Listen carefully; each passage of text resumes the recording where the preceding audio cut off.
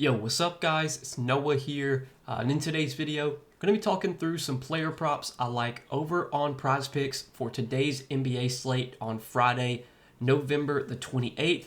I'm recording this video on Thursday night, so a night before. I'm recording this on Thanksgiving night, so I hope you guys all had a good Thanksgiving, enjoy the day with some family. We didn't have any NBA on Thursday, but we got a big slate on Friday, 11 games. So I'm excited to get back at it, guys. We got 3 picks for this 11-game slate that we're going to break down and talk about in this video. And as always, we're going to give some information, some analysis behind why I like these 3 plays. Now, before we do that, make sure that you guys hit that like button down below if you enjoyed these Prizepicks videos. Make sure that you hit that subscribe button as well. And if you guys are new to the channel, if you are new to Prizepicks and if you don't have a Prizepicks account, make sure that you go sign up. Use that promo code NOAH. When you do sign up for Prizepicks with my promo code, play $5, you'll get $50 worth of free lineups just for signing up and using code NOAH. And then we do also have a partnership with Sleeper, so I do want to give a shout out to Sleeper. If you guys don't have an account over on Sleeper, you can download the Sleeper app, use promo code NOAH over there. You'll get your first deposit matched up to $100, as well as you'll get a free $20 entry. So just for downloading the Sleeper app and using that code NOAH, you get a free entry, $20 free entry. You do not have to make a deposit to get that free entry, so it's a win-win for you guys. It's a way for you to potentially win some money on Sleeper without even having to put any money in. So this is a great new user offer. I'm glad that Sleeper's doing this. I think this is a way for you guys to be able to try out the Sleeper app, use that free entry to your advantage. If you don't win anything, it was a free entry, so it was nothing, no risk for you. So definitely go check out the Sleeper app, guys. Make sure that when you do sign up, again, you use that promo code NOAH. So you get that free entry and you also get your first deposit matched up to $100. But let's talk about some Prizepicks plays here for this Friday slate. Now, I do want to recap our plays from our last video, which was on Wednesday. Like I said, there was no NBA games on Thursday. But on Wednesday, we gave out 3 picks. We went 1 and 2 on our 3 picks on Wednesday. We did hit Steph Curry over 3.5 assists, but we missed on Jaren Jackson Jr. over 7.5 rebounds plus assists. Sadly, that play lost by the hook. I think that game did actually go to overtime, and Jaren Jackson Jr. finished with 7 RA, lost by the hook on that one. And then we took Luka Garza over 15.5 points plus rebounds, and I'll go ahead and come on here and say it, like that was by far my worst NBA bet that I've given out all season. Like Garza, I think he only played like 10 or 11 minutes. He started, but he only played like 10 minutes. He played like 5 minutes to start the first quarter and then didn't play any of the rest of the first half. He started the second half, played like 5 minutes, and then didn't play the rest of the game. Like, just a terrible read on my part. I was expecting more minutes from Garza. Obviously, that wasn't the case. The Celtics ran a bunch of different lineups. They ran some lineups with Josh Minot at center. Like, they were clearly not wanting to play Garza a lot in that spot, which I wasn't sure if that was going to be the case, but it clearly was the case. Definitely feel bad about that one. Like the Garza play on Wednesday, like I'll own it. I'll say that was by far one of my worst NBA bets ever. Like just terrible play on my part. But you live and you learn. Let's see if we can get back out of here, guys, for Friday. Let's see if we can win some money on this Friday slate. So looking at the props that I like for Friday, we're going to look at some fantasy scores. Typically, Prizepicks doesn't have the fantasy score lines posted the night before, but I guess because there was no games on Thursday, they were able to put the lines up early, and they've got lines up for like all the games right now. And there's definitely some fantasy scores that I see some value in. If you guys are in my Patreon, you know fantasy score props are the props that I target heavily. These are the props that I think offer the most value on Prizepicks, especially for NBA. It's a niche market, so it's a market that not a lot of people bet on. So there's more edge, more value you can find in these lines. And usually we can get some really good value on these plays. I've gotten fantasy score lines that, bump 3-4 points after I play them. So like you can get some really good value here. So let's talk about the plays I like. First one's going to be in this Nets and Sixers game. And I like Nick Claxton for more than 31.5 fantasy score. So Nick Claxton, he's been a pretty good point per minute player throughout his career. Like when he's on the floor, he can be productive from a fantasy standpoint. He can score. He's a good rebounder. He can block shots. He can get steals and blocks. And if you don't know how fantasy score works on Prizepicks, you get 3 points for blocks and steals. And you can actually click scoring chart and scroll down and you can see how the fantasy points are calculated. 1 point for every point, 1.2 points for rebounds, 1.5 for assists, blocks and steals worth 3 points each, and then you do lose 1 point for turnovers. But Claxton's a big steals and blocks guy, so he gets a lot of steals and blocks. Those are huge for fantasy score.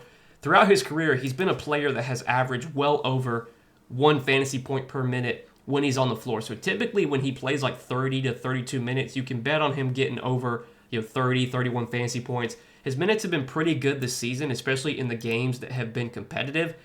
Obviously, the Nets are not a very good team. They're going to get blown out a lot. But this is a spot where they're playing at home. They're facing the Sixers, who don't have Joel Embiid, don't have VJ Edgecombe, don't have Kelly Oubre. So they're facing a shorthanded Sixers team. I think if there was a spot for the Nets to be able to play a competitive game, I think this would be it. And if you look at games this season, when Claxton has played at least 29 minutes, he's gone over this fantasy score line in 10 out of 12 games this year with at least 29 minutes.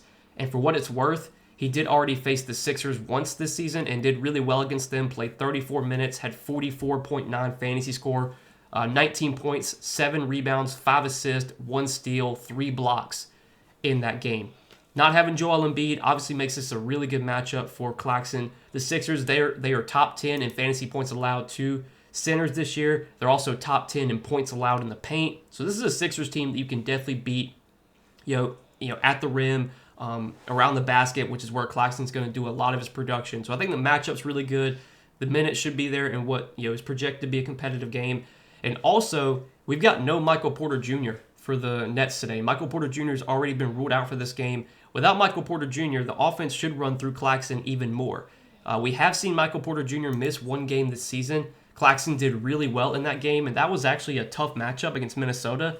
Michael Porter Jr. missed a game against Minnesota earlier this season. Claxton still had 40.1 fantasy score in that game, 19 points, 8 rebounds, 7 assists, 1 block. So really like this spot, like the production I'm seeing from Claxton. Michael Porter Jr. being out should be beneficial for him as well. If he gets 30-plus minutes in this spot, I feel pretty good about him going over 31.5 fantasy score. So we're going to run with that as our first prop for Friday night. Next prop that we're going to take a look at is going to be on Desmond Bane. So I like Desmond Bane for more than 31.5 fantasy score as well. And let's talk through this prop on Bane and why I like this. So Bane, he started off the season playing very poorly. He was not playing very well to start the year. As of late, though, he has started to play a lot better.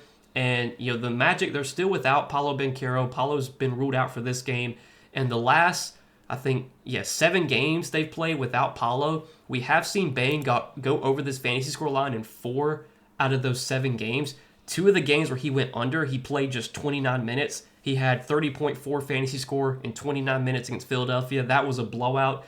And then he had 29.3 fantasy score in 29 minutes against Boston. That game was also a blowout. Bane only played like 3 minutes in the fourth quarter of that game before getting subbed out. So blowout, and then there was one game where he did play 40 minutes and went under. But other than that, he's over this line in 4 out of 5 games without Paolo this year when playing at least 30 minutes. This is a game against Detroit that projects to be competitive. It's got a close spread. The spread right now in this game is 2.5 points. So we should see a competitive game here. We should see over 30 minutes from Desmond Bane. And Desmond Bane's been a lot better from a production standpoint as of late, especially without Paolo Banchero. The last 2 games he's gone under, but again, both those games were blowouts. He didn't play full minutes in either one of those games.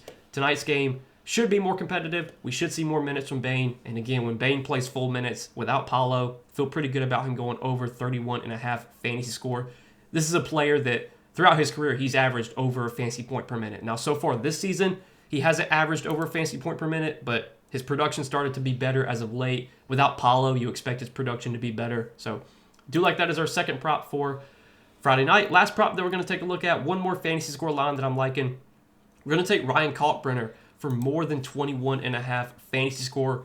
And let's talk through this prop on Kalkbrenner and why I like this one. So Kalkbrenner, rookie center for the Hornets. He's played fairly well this year. His minutes have been pretty consistent. Like you look this season, he's averaging about 25.5 minutes per game. Now he does split the center minutes with Moussa Diabate. So the Hornets do have 2 centers that they want to give minutes to.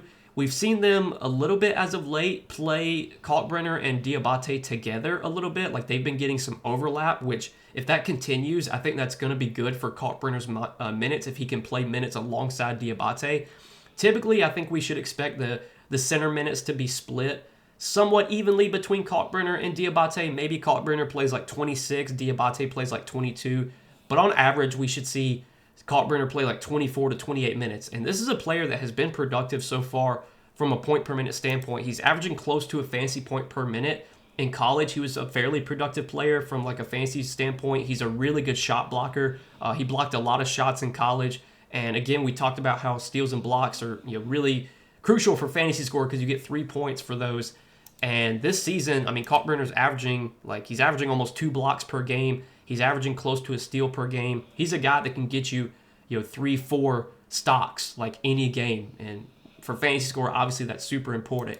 And this is a great matchup for Kalkbrenner. He's going up against the Bulls. And if you look at the Bulls this season, not only are they giving up the most points in the paint, they're also giving up the most fantasy points to centers, and they're getting blocked at one of the highest rates in the league. So like you could almost check every possible box here for Kalkbrenner. I think the reason that we're getting a lower line on him is just because some of these games lately, his minutes have been a little bit down. Like last game against the Knicks, he did play 28 minutes. He didn't actually start the second half of that game. They wound up starting Diabate over him in the second half. But then in the second half, Diabate only played like 9 minutes, and I think Kalkbrenner played like 16 minutes in the second half. So I'm not really too worried about that one. The Clippers game, he only played 11 minutes, but that was like a really, really tough spot. I mean, Zubac's been a relatively good defender. Zubac's a tough guy to produce against. The Pacers matchup, you definitely would have expected him to do a little bit better. He had 10 points and 9 rebounds in that game, but no steals, no blocks, which is very rare for Kalkbrenner. Like usually he's good for at least 1 steal, 1 block, 1 each sometimes. Sometimes he can get you multiple blocks. If there was ever a spot for Kalkbrenner to be able to get like a double-double with some blocks, I think this is the matchup for it.